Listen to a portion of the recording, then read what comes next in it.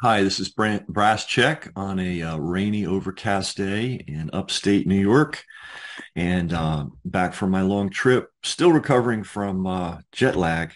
I want to get some stuff out because I've got just a pile of things going on. Just, for example, this book's coming out soon. I mean, how many books have I put out in the last 6 months? But anyway, this one hopefully is going to be out in January, maybe even December, actually, maybe even December. So lots of news. What is it? It's my original take on COVID in April of 2020. And you will see remember, that's when they locked us down and it was going to be 2 weeks and then just a few more weeks and all that. I gave my impressions of what I thought was going on. And it's all in this book and it's pretty damn accurate. What else? I'm working on so much stuff.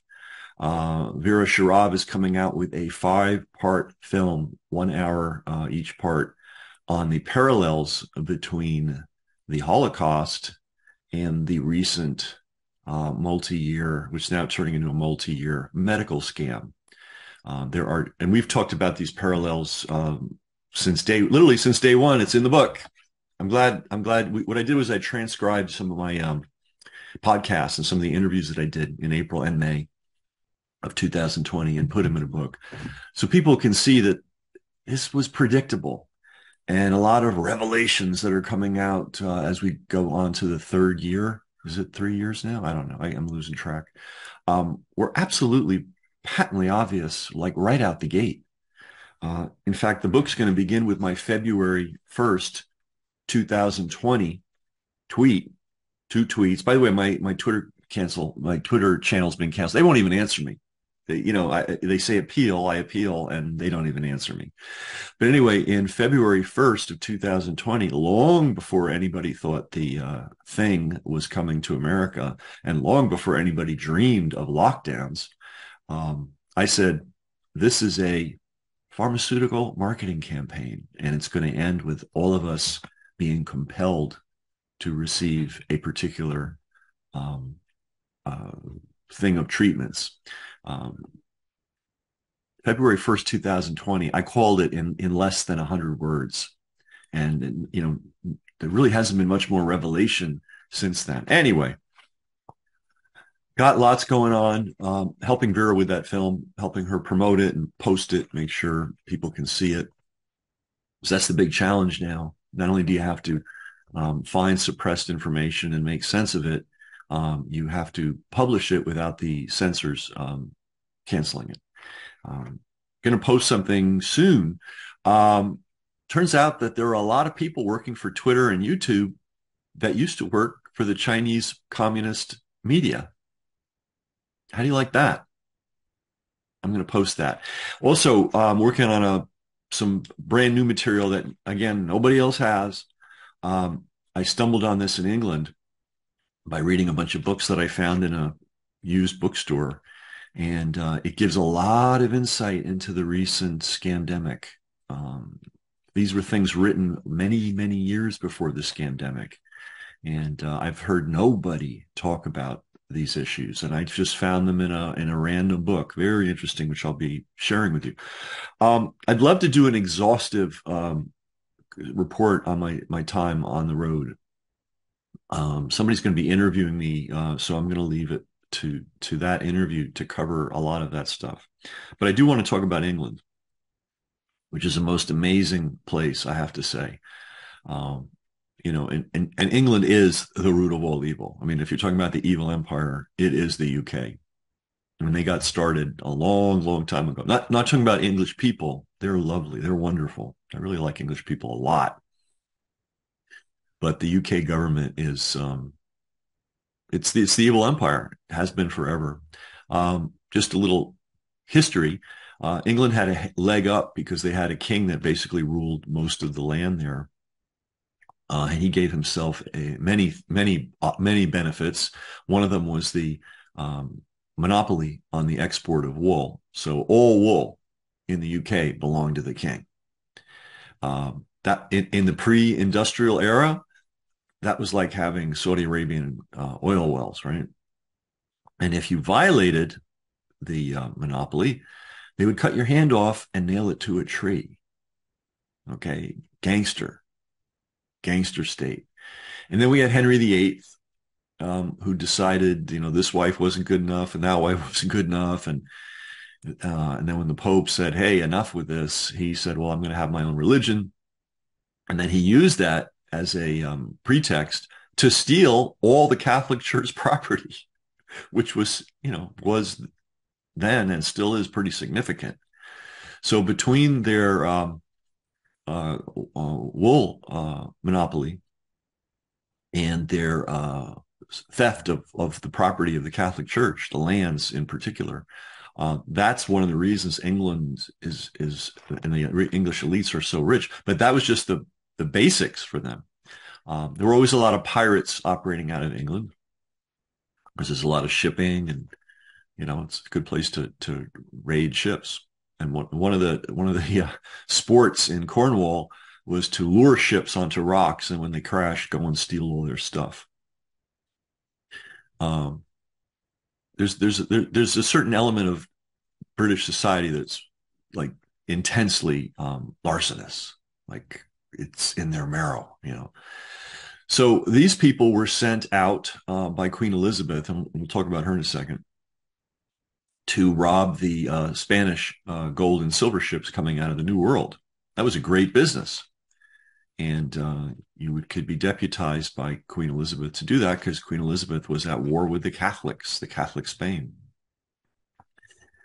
Queen Elizabeth I, an amazing person, really, and an amazing vision, because you have to give credit to these people. They have amazing vision. Remember, England in her time was just an island with some people living on it and some sheep. And some stolen Catholic land. They didn't really have a whole lot going on beyond that. And she, with the help of someone named John Dee, created the vision of England having a world empire.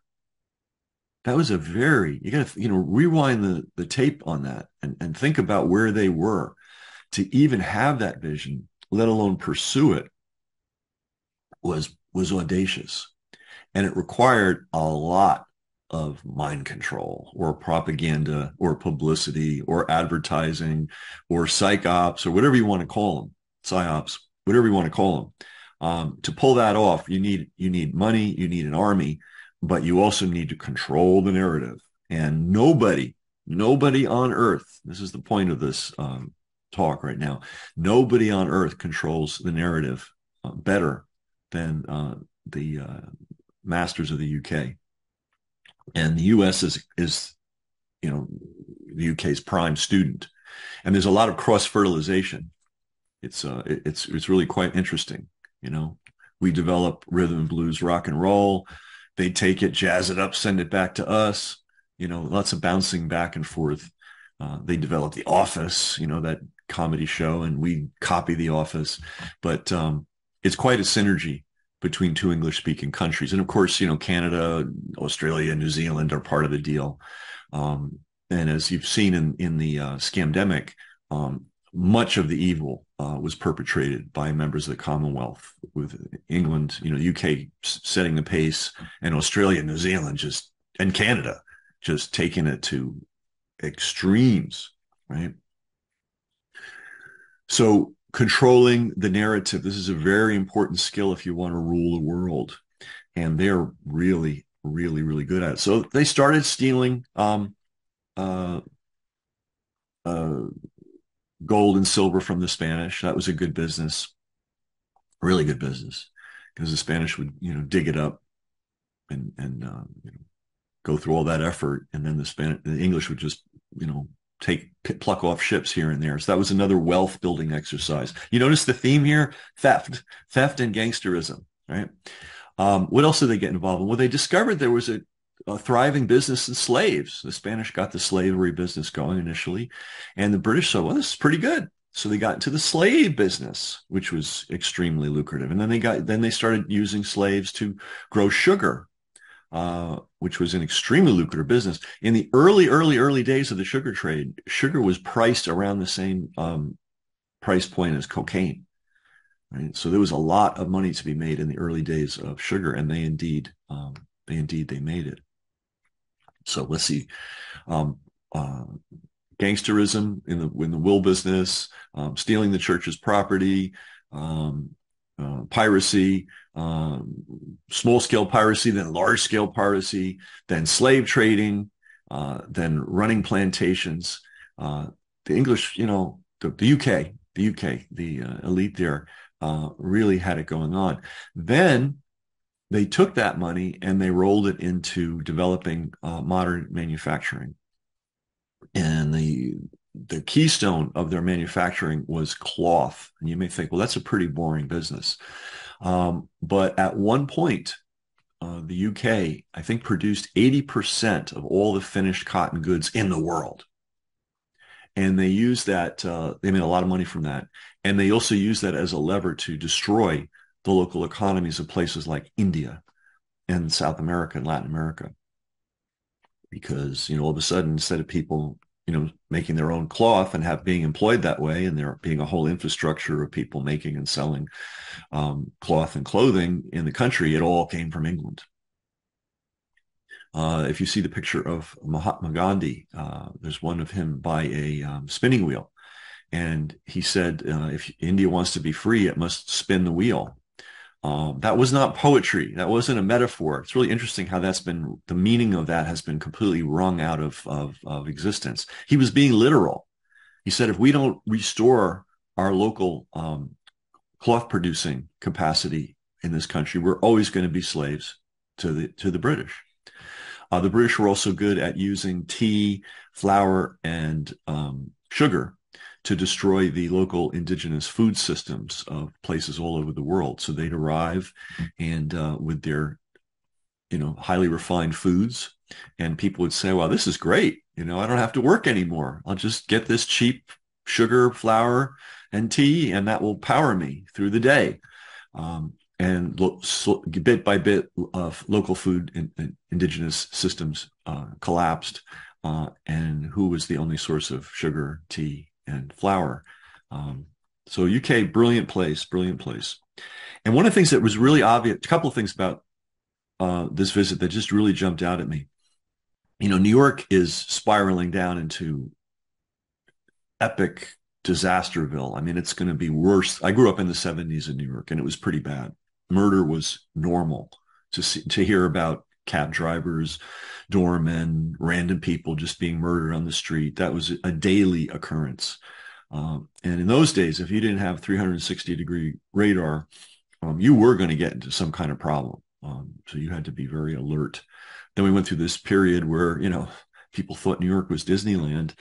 And anyway, we're going back. Clearly, we're back. Actually, we're back to the level of the 70s. I think it's going to end up getting even worse. And other cities like LA, and Chicago, San Francisco, Cleveland. I don't know about all the other cities, but, the firsthand reports I get from those places are they are just spiraling out of control, catastrophic, tent cities, everywhere. I mean, California looks like an absolute disaster area. That London's not facing that. Okay. Now, I didn't go everywhere in London. And of course, London's the big city, but so is New York and LA, and those cities are trashed.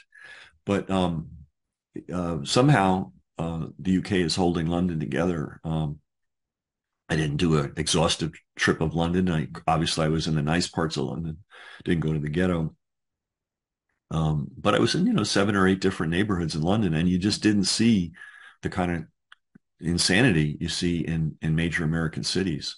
So they're doing well on that point. Now, what's going to happen when their economy melts down for real, which is definitely in the cards, and we're going to show you some clips about that. I don't know, but as of this moment, I don't know how much further New York City and LA and San Francisco and Chicago and Cleveland can fall before you need to have a bodyguard just to walk down the street. By the way, a little historical note.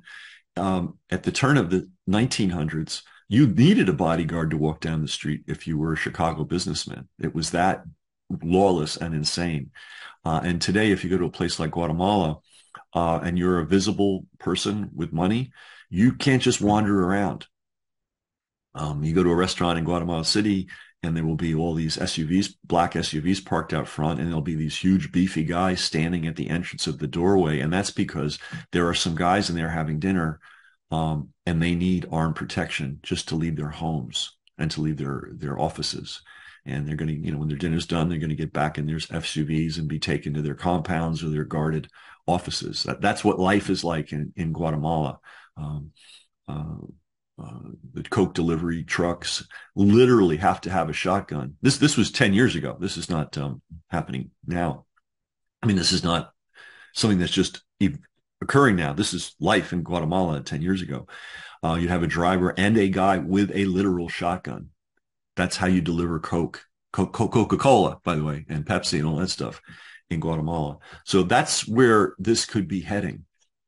By the way, I went also to Turkey, to Istanbul, which is a city as large, maybe even larger than London. And again, I was in many neighborhoods. Obviously, I didn't go to the ghetto of Istanbul. Every city has its ghettos, and they're dangerous if you don't know your way around. But I was in, in that city, I was in at least a dozen different places, and I was on the road outside of the city, and I was in the Aegean area, the coastal area, and all kinds of different areas.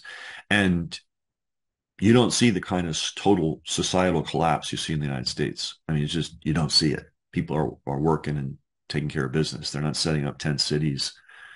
Now, Turkey's facing some severe economic problems. Its inflation is a really dirty, horrible thing, and it's hurting working people and the working poor terribly. Will the society be able to hold on through that? I don't know. We'll find out. But they're not disintegrating the way our cities have been disintegrating. I mean, how do you explain the disintegration of U.S. cities? I mean, are we broke?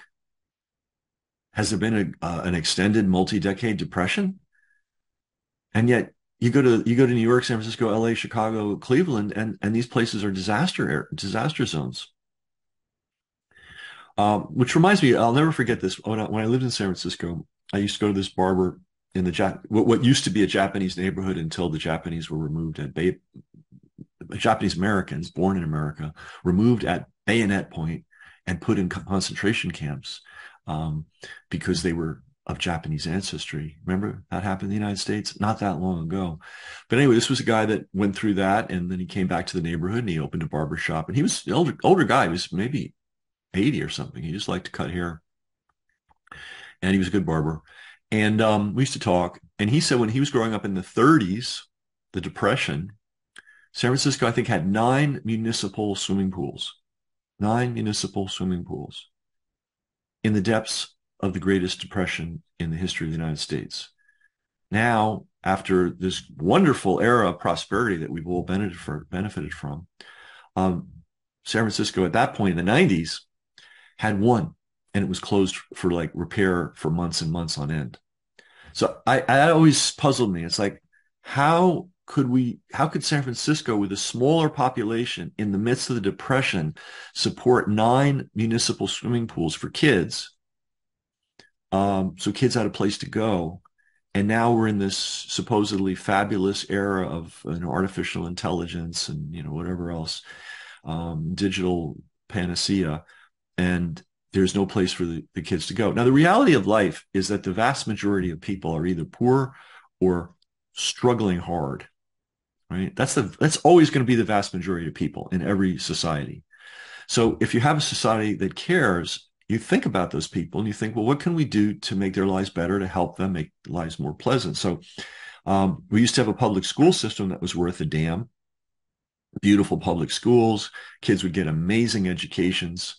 Even public colleges, City College in the city used to be amazing, right? There's a whole generation of people now in their 70s and 80s who got world-class educations for free. Not anymore. Those schools have degenerated tremendously by design. But anyway, there were a lot of things in place to give the poor and people that are struggling opportunities for recreation, for education, to improve themselves. We don't see it that much of that going on anymore, or we don't see any of it. It's sort of like, well, get a smartphone and get get a fast internet connection to your house, and we'll take care of you that way. Well, that doesn't educate people. Children, at least. Children need the education from human beings, not from a screen. And they need recreational opportunities. So what do we have in this country? We've canceled this. And this is like decades now, or more than a decade. We've canceled outdoor recess for I think 1/3 of all school children. It's like, what's going on? Anyway, um, I digress. So I just want to show you some of the stuff that I got from the newspaper when I was in England. We'll just give you a flavor of what's happening. And we were talking about financial difficulties, and they're not obvious on the surface, but they're there and they're coming and they're getting worse. I was in a clinic, visiting a clinic, observing people that work with handicapped children, and they have to turn their heat off. They don't have heat. So everybody working there is wearing a parka, right? So, and I guess maybe I should go wind this back a little bit. What we were talking about, if you're going to rule the world, you better have a really good messaging system. And the UK has absolutely the world's best messaging system, societal, messaging and narrative control. I mean, it's right up there with communist China. They're better at it. They're not as heavy-handed as communist China. So on the surface, everything looks great. On TV, everything looks great. Um, One thing I will say that's kind of weird about the UK is they really encourage people to drink. Like that's sort of been washed out of American society, which is probably a good thing. But first of all, they have liquor ads on TV. We don't. I think that's a good thing. I think we should stop having drug ads on TV. That would be a good thing, but that's another story. But it's amazing how many little, have a little reality show and it's, a contest on, can you build the best cake? I don't know. They have a million shows like that. And everything ends with, let's celebrate with a glass of champagne. Or, gee, I really, when they lose, I really need a drink. I mean, this is like super common. Now, I didn't see a lot of raucous drunkenness. I didn't see any of it really when I was in London. But who knows what that impact that's having on their society. It was very interesting to be in a society that was literally pushing people to drink alcohol basically once an hour, every hour on every media outlet. Um, After coming from countries that some districts don't have alcohol at all. They're Muslim countries. They don't believe in it. They don't trade in it. But in any event, the UK is fantastic at messaging, and huge part. This is probably the most important thing I'm going to say in this whole talk. Huge part of messaging, of controlling the narrative, is being in the entertainment business. Okay. We've got Hollywood, London's got the BBC, England's got the BBC. It's really, really, really important if you're going to rule the world to have the absolute best entertainment industry. Why? Because it gets people in the habit of watching TV and listening to the radio and going to YouTube or TikTok or whatever they're doing and being immersed in that stuff day and night. And I was in a lot of places in the world where people don't do that. Like they're out living. They're not really interested in sitting around watching a television all day. They may not have a television, actually. They're not interested in looking at their smartphone all day. They may not have smartphones. They're more out and about, and they look a whole lot healthier mentally and physically. So UK, US, but especially the UK has just an amazing entertainment machine. I mean, I was absolutely, I don't watch TV and I was addicted to the British TV. It's just so unbelievably entertaining. Why is it so important to have a great entertainment industry?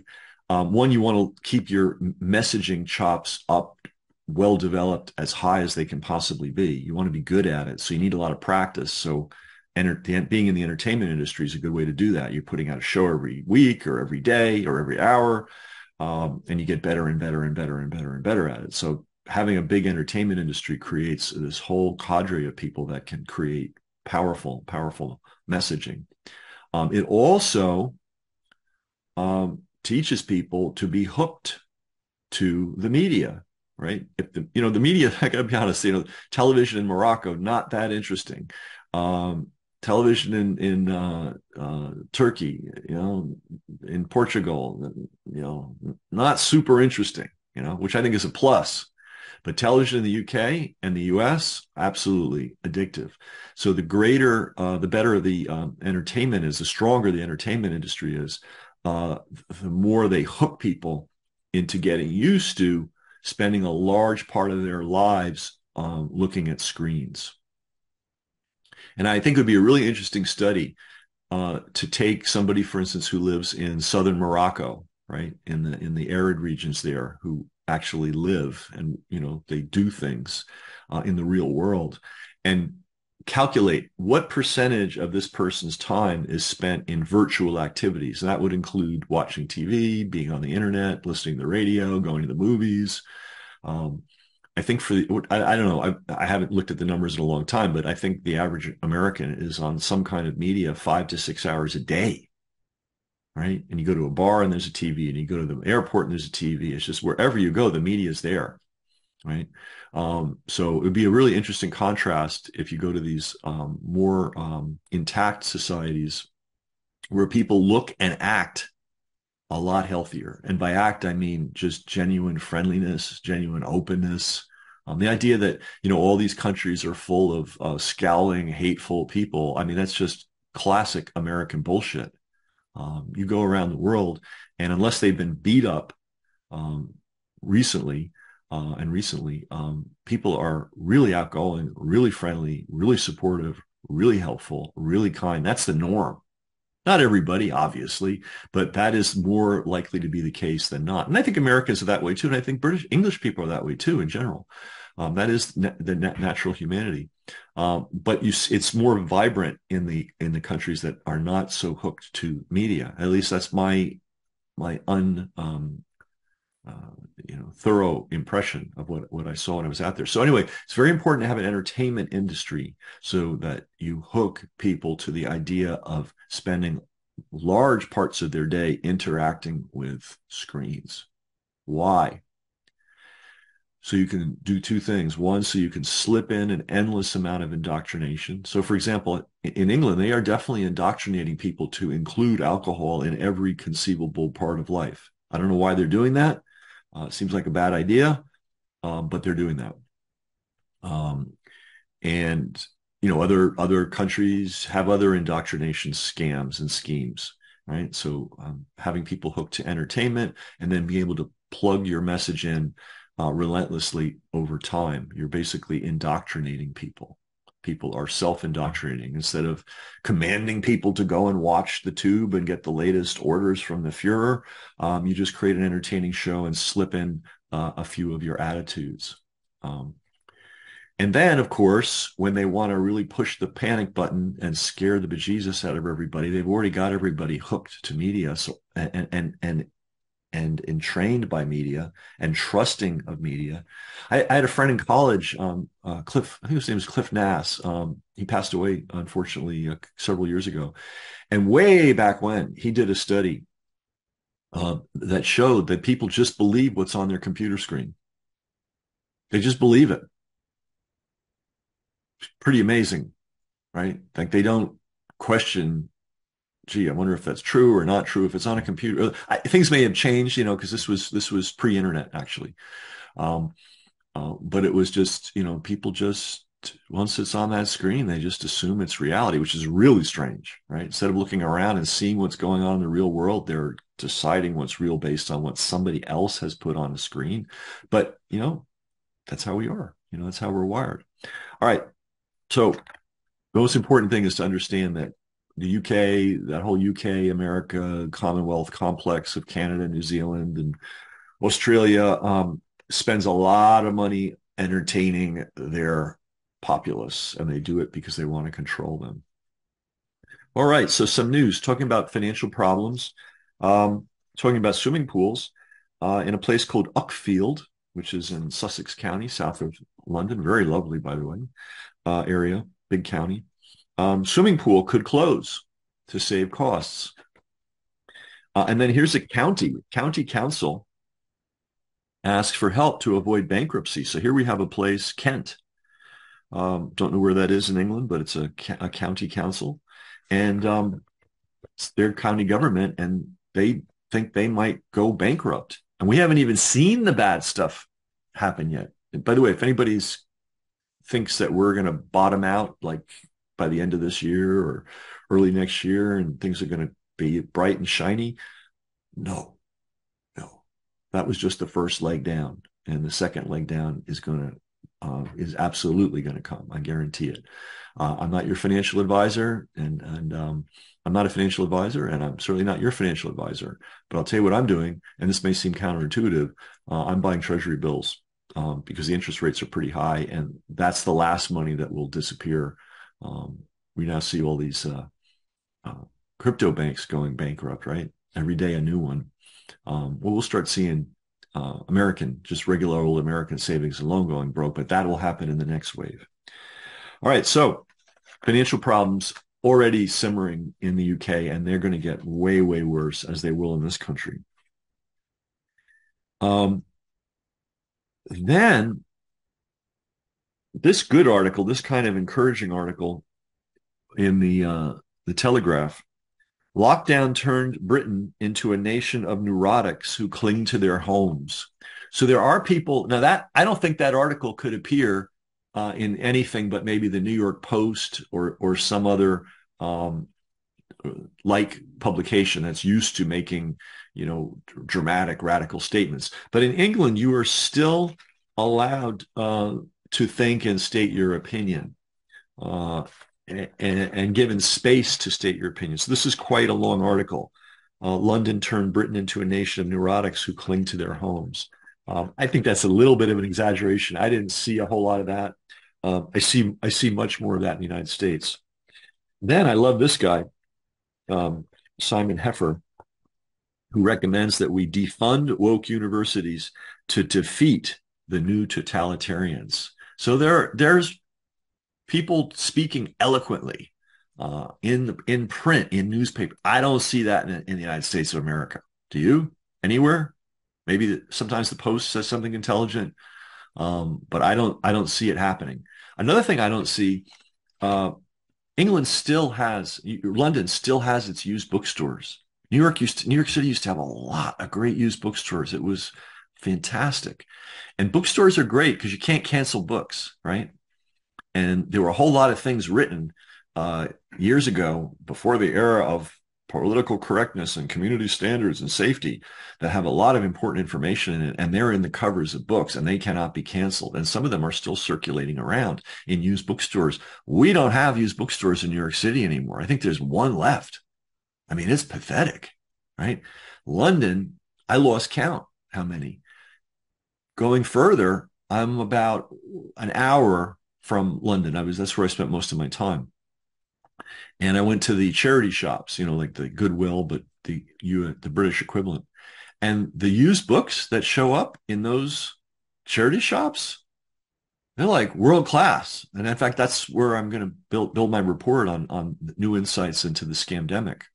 Some books that I found in just, you could buy a used sweater or used Christmas, decorations, or you can buy books. Usually in the U.S., those sections are, sorry to say, pathetic. You don't find good books in those sections, in those kinds of stores. In the UK, or at least the part of the UK I was in, wow, that is one literate society.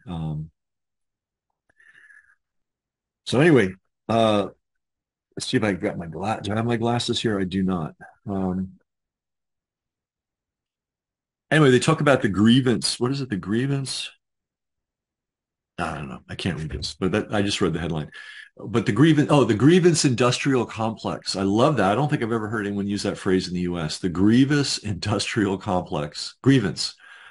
In other words, people there. I mentioned, and this shocked me that a school like University of Michigan might have 100 people employed in diversity. Right? 30 years ago, they had nobody, and maybe that was wrong. Maybe they should have had programs to help people adjust. Let's put it this way: there are a lot of people that they're the first person in their family to go to college. Those people need extra help, I would say, and I would say help them, right? But now we've got diversity, so you could be, the son or daughter of a multimillionaire, but because of your skin color, you need special handling, and you need a whole diversity office to help you. It's really kind of, and then meanwhile, the kids that really need the help aren't getting it, but we sure have a lot of diversity officers. So the whole diversity thing is obviously a smokescreen, and it's fueled by grievances. Some grievances are real. We talk about them all the time on Brass Check. I just talked about the Japanese Americans being put in they call them internment camps. They're concentration camps. You know, that's just a sweeter name, but they were concentration camps. They concentrated all the Japanese Americans in the United States in prisons surrounded by barbed wire. That's a concentration camp, or you could call it a reservation. And the reservations, by the way, were concentration camps. So I'm fully aware of American history, and but the question is, am I part of the grievance industrial complex? And the answer is no. But that industrial complex is huge, and thousands and thousands and thousands of people are making a living mostly on university campuses, but also employed by the state and federal government to cook up grievances and teach people to feel aggrieved. What the purpose of this, I don't know, is, but it's an industry. He's right. It's the grievance industrial complex, and it's huge. So I like this guy. Okay, so now the craziness goes on. Here's the crazy side. So we've seen the sane side. Somebody talking about we need to defund woke universities. We need to acknowledge that we've created a population of mental invalids as a result of this scandemic. Now, here's the crazy stuff. Oxford University is acting to decolonize its computer science degree. What? Like, the computer science world is pretty straightforward. If you're good, you will be employed. It's really simple. And if you're really good, you will be very well employed. And that's to a degree within your control, right? Now, certainly if you're at Oxford University, I'm going to have to clear my throat. Hang on a second here. Clearly, if you're in Oxford University, you probably don't need to be decolonized. And if you're studying computer science in Oxford University, I'm not getting what you're talking about here. And well, this is where I saw the phrase, actually, Britain's America's grievance industrial complex. Well, I think Britain's got one too, but amazing. They've got to have a committee. They've got to hire a bunch of people. They got to hire some consultants. They got to spend weeks on it. They have to present a report or prepare a report. Then they have to present a report. Then they have to create policies. Then they have to educate the people. I mean, this is like hundreds and hundreds and hundreds of hours and hundreds and hundreds and hundreds of thousands of dollars to decolonize Oxford University's computer science degree. And this is going on in every university in the world. Well, no, excuse me, in the US, Canada, the UK, Australia, New Zealand. It's a circle. It's a circle. Now, the people that run the prisons have been warned that you're not allowed to call somebody a man or a woman or use he or she. You have to, you can call somebody, you can't use the word transsexual. So in other words, if a guy in prison insists on wearing a dress and he wants to be called diddlywop, as a guard, you are now not allowed to call him a transsexual. You have to call him a diddlywop because he identifies as a diddlywop. So this is an article on that. I like this paper. I think it's the Telegraph. I don't know. I should have clipped which papers are which. Then here's a really important one. Lockdown bias. This is from the Telegraph. Risks inquiry whitewash. Okay, so believe it or not, UK is at least attempting to do an investigation of how this criminal lockdown got cooked up and executed. right? We don't even have that going on in the United States. We're just taking random pot shots in different committees. Maybe that will change when the Republicans are in there a little bit stronger. But at least the UK is at least going through the motions of having hearings. But the headline says lockdown bias risks inquiry whitewash. MPs warn that groups given core participant status are dominated by advocates of COVID curbs. Okay, what does that say? MP is a member of parliament. Um, and what they're doing is the people that made the decisions to lock everybody down and keep them locked down, uh, they're the ones that are being put on the board to analyze whether the lockdowns were proper or not. So this is obviously a problem. We worry that the current narrow range of voices will be ill-equipped to ask the right questions, and that's probably a safe bet, right? So they're going to, as always, the investigative committee is going to be stacked, just like the Warren Commission is going to be stacked with people who can be counted on to salute the flag and say what needs to be said, and there will be no real inquiry into what happened. However, there are some good books out there, and I picked up one of them when I was in the UK, and I'll be doing a review of it. But one of the interesting things was, um, in order to skirt the idea of a national lockdown, because even that was seemed crazy, what they did was they did local lockdowns, right? So this district will have to do such and such, and this district, because you've got these number of cases, but this district can do this because you have less cases, and this district has more hospitalizations, so we're going to have to keep you, you know. So they tried to make it, quote, scientific. And obviously the people running the thing were absolute fools and knaves and charlatans. Speaking of fools, knaves, and charlatans, the guy that was prime minister of England, of the UK, Boris Johnson, I think he turns out to be the hero of the day, because what happened was, he's an absolute buffoon, and a privileged buffoon at that.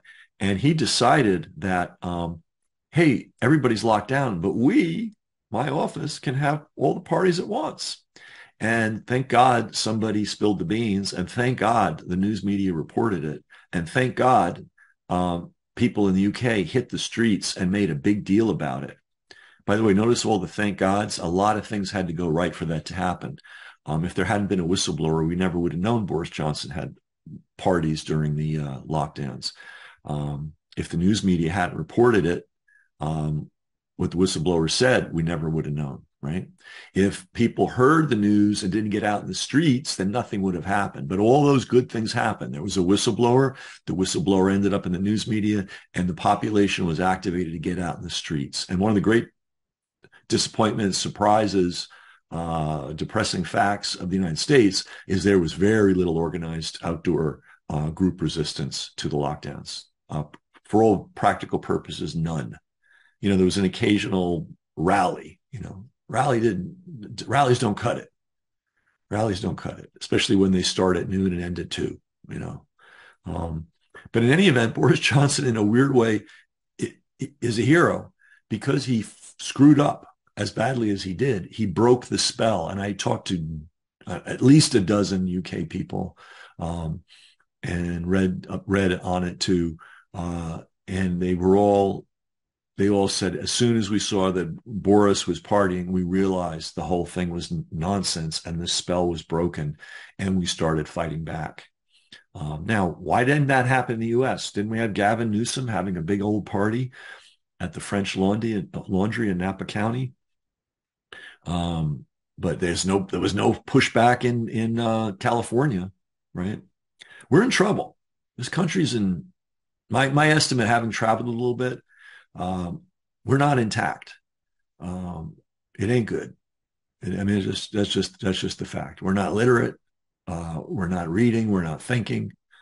Our cities are melting, have been in a state of meltdown now for several years. Whereas you go to other, I was in Istanbul, I was in Marrakesh, I was in Lisbon, I was in London. That's not every city in the world, obviously.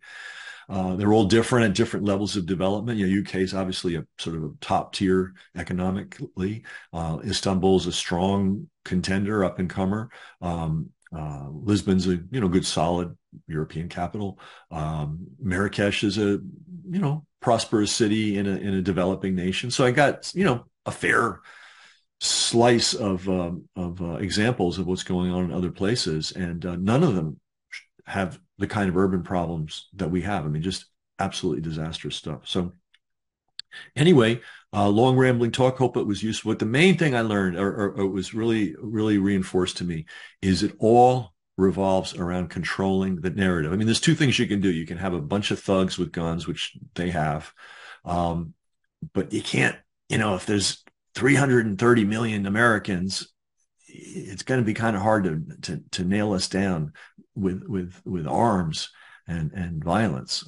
Not that they won't try, but it'd be kind of hard to do that. So in addition to the iron fist, you need that velvet glove of entertainment. Entertainment's the devil. I've come to that conclusion. I'm an entertainment consumer myself, but I realize that is the linchpin for the whole system, and it goes all the way back to Queen Elizabeth I and England's decision to become a world empire. They needed a very strong narrative, and they needed to be really good at storytelling, and they needed also to spy on their enemies, which the Elizabethans were great at, and they needed to shut down their enemies and censor them. And so that was sort of the template that was formed way back when, and they've just been improving on it and improving on it and improving on it. And it is absolutely essential to have. Now, England feels it's necessary to have royalty. America's royalties, basically movie stars.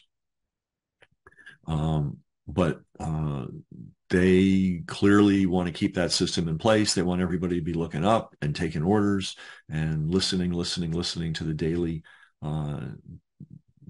bulletins from the leaders, sometimes buried in entertainment, sometimes heavy-handed. But the other thing, and last thing, just to bring this to an end, is by having a large entertainment industry, as the US does, as the UK does, you've got thousands and thousands of very skilled, very experienced, very practiced people you can draw on when you want to run propaganda campaigns. That's a problem. That's a problem. It's a structural problem. So if you got kids, grandkids, nieces and nephews, it's probably going to hard to reach them, but encourage them to spend as little time on media as possible, to put down their smartphones. If they want to be really hip, get rid of their smartphones and go to a flip phone, I have a smartphone for camera use only. I've never hooked it up as a phone and never will. But it is kind of handy to have a flip phone.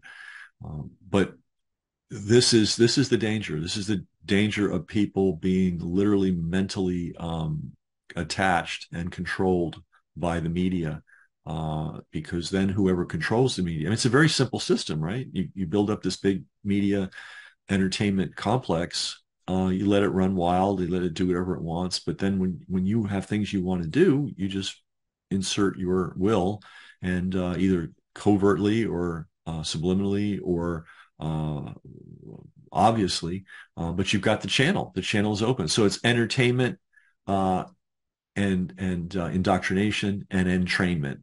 That's what the system is. That's what the system boils down to, and it became so obvious. I mean, I've always known this. Obviously, I've been writing about it for decades, but it just became so obvious when I was in England, just to see how good they are at messaging. I mean, they're just the best. And of course, the last thing, the problem is you get a bunch of politicians that are absolutely worthless human beings. I mean, they're absolutely utter rubbish. But they're surrounded by good messengers, and they've got good speech coaches and media coaches, and they can keep the game going because people are addicted to and entrained by the media. So that's been Brass Check, and I will see you next time.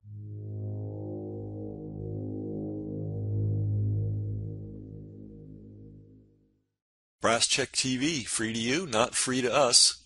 We've got a server bill, we've got an email software bill, we've got a tech helper bill, and that happens every month. So to everybody that is supporting us financially, that's paying for their subscription in one way or another, we really appreciate it. If you're not, consider doing so. Everybody's got money for the newspaper and the cable bill and all that. Do you have money for media that's actually serving you? That's really the issue here. And when you help us, it allows us to get this information out to the world. So thanks to all our supporters, and if you're not a supporter already, please consider becoming one.